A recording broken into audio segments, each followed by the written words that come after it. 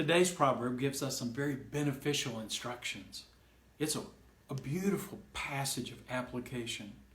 Listen as Solomon writes in the 4th chapter of the book of Proverbs, beginning in verse 20. My son, give attention to my words. Incline your ear to my sayings. Do not let them depart from your sight. Keep them in the midst of your heart. For they are life to those who find them, and health to all their body. Watch over your heart with all diligence, for from it flow the springs of life. Put away from you a deceitful mouth, and put devious speech far from you.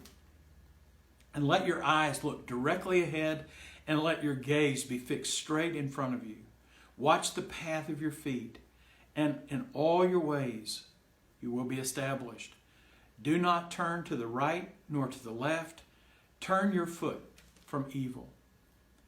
Solomon shares some wonderful words that give us an inclination about how we can apply the search and pursuit and application of wisdom.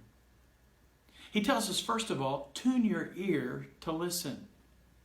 You know, sometimes when we hear lots of voices around us, it's difficult for us to tune in and catch the right one. But you remember when Jesus was speaking as a shepherd, and he spoke about the habits of shepherds, keeping all of their flocks together, and then one by one, each shepherd would call out his own, and his sheep knew his voice.